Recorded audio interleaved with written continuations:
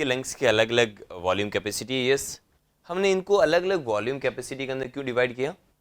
से for example आप normally breathe कर सकते हैं, आप एग्जैक्टली फोर्सफुली भी ब्रीथ कर सकते हैं, आप एग्जैक्टली फोर्सफुली एक्सपीरेशन कर सकते हैं, आप एनिमेशंस में भी देख सकते हैं, आप मुझे भी ऑब्जर्व कर सकते हैं।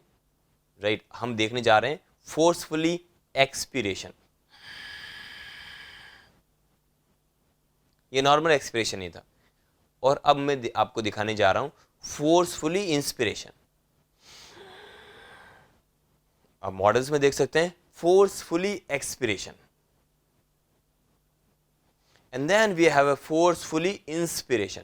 तो क्या वॉल्यूम कैपेसिटी अलग अलग है? यस। एक है नॉर्मल रेस्टिंग पोजीशन के अंदर आप ब्रीथ करने जा रहे हैं, दैट मीन्स जब आप टीवी देख रहे हैं तब आप ब्रीथ करने जा रहे हैं, that is known as TV. और tidal volume, tidal volume means volume of air inspired और expired during a normal respiration, TV देखते देखते जो रेस्पिरेशन करते हैं, hence called as tidal volume. Normally it is approximately 500 ml.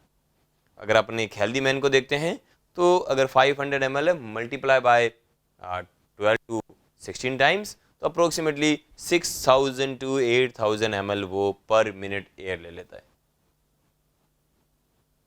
तो इसको इस वॉल्यूम को हम बोलते हैं टाइडल वॉल्यूम। अभी मैं आपको एक टाइडल वॉल्यूम दिखाता हूँ।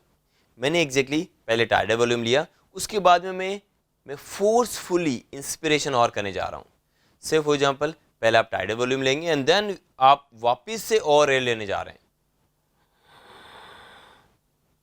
सो दैट मीन्स इसको हम बोल के जा रहे हैं inspiratory reserve volume, IRV। IRV means additional volume of air a person can inspire by forcefully inspirations.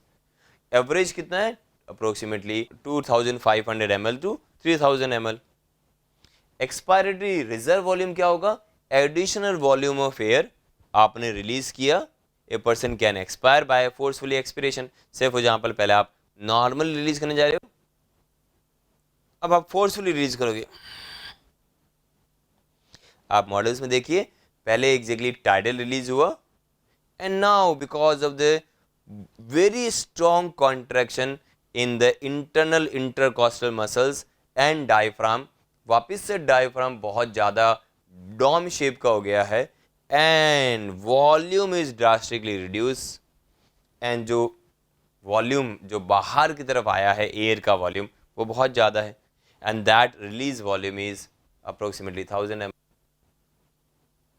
सो इसी को हम बोल के आ रहे हैं एक्सपायरेटरी रिजर्व वॉल्यूम।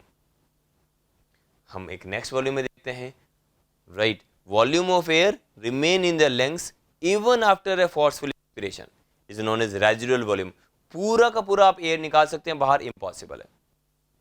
तो पहले मैंने टाइडल वॉल्यूम किया, अब मैं एक्सपायरेटरी रिजर्व वॉल्यूम करने जा रहा हूं।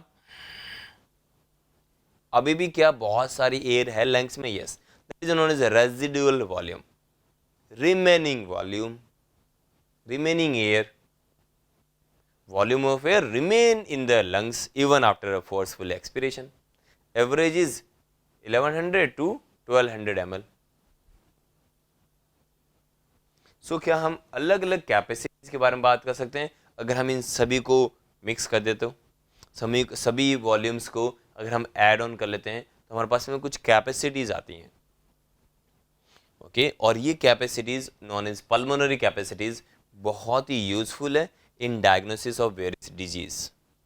सो हमारे पास में 4 वॉल्यूम है। Number 1 is a TV, number 2 is inspiratory reserve volume, second is expiratory reserve volume, and we have a residual volume और रिमेनिंग वॉल्यूम। इनके थ्रू हमारे पास में अलग अलग कैपेसिटीज है।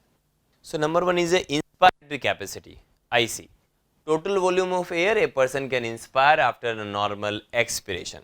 तो नॉर्मली आपने एक्सपिरेशन किया, उसके बाद में आप कितना वॉल्यूम आप ले सकते हैं? This means tidal volume plus inspiratory reserve volume, इसको हम बोल के जाते हैं इंस्पायरेटरी कैपेसिटी। उसी तरह से एक एक्सपायरेटरी कैपेसिटी भी होगा, total volume of air a person can expire, person release कर सकता है आफ्टर अ नॉर्मल इंस्पिरेशन। कैसे? आपने पहले नॉर्मल इंस्पिरेशन किया, 500 ml आपने लिया, आपने एक नॉर्मल किया, 500 आपने लिया, तो 500 रिलीज करोगे या ज़्यादा रिलीज कर सकते हो? अब ज़्यादा भी कर सकते हो।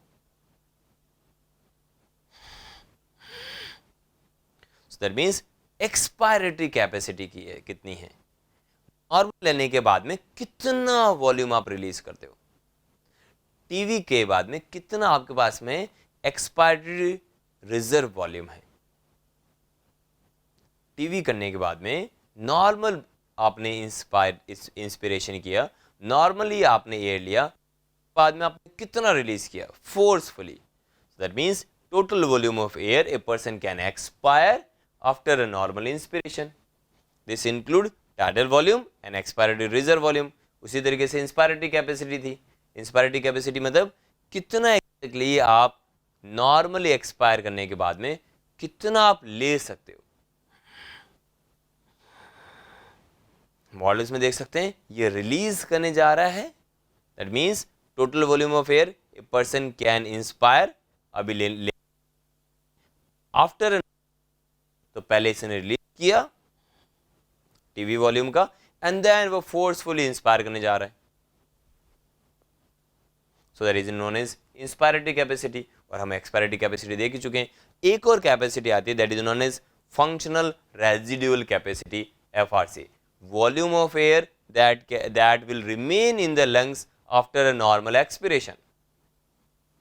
आप नॉर्मल एक्सपायर करो फिर भी क्या एक वॉल्यूम ऑफ एयर लंग्स में रहेगा, यस, नॉर्मल एक्सपिरेशन के बाद में। फोर्सफुली एक्सपिरेशन के बाद में तो रेजिडुअल वॉल्यूम रहेगा। नॉर्मल एक्सपिरेशन के बाद में क्या रहेगा, फंक्शनल रेजिडुअल कैपेसिटी। और ये कैपेसिटी किसके बराबर होगी, ERV प्लस RV के बराबर। उसी तरीके से एक और capacity that is known as vital capacity, the maximum volume of air a person can breathe in after a force expiration. This include ERV, TV and IRV। और the maximum volume of a person can breathe out after a forceful inspiration. देखो ये forcefully मैंने inspiration किया and then मैं कितना volume expire करने जा रहा हूं, फोर्सफुली करेंगे, so forceful inspiration and forceful expiration.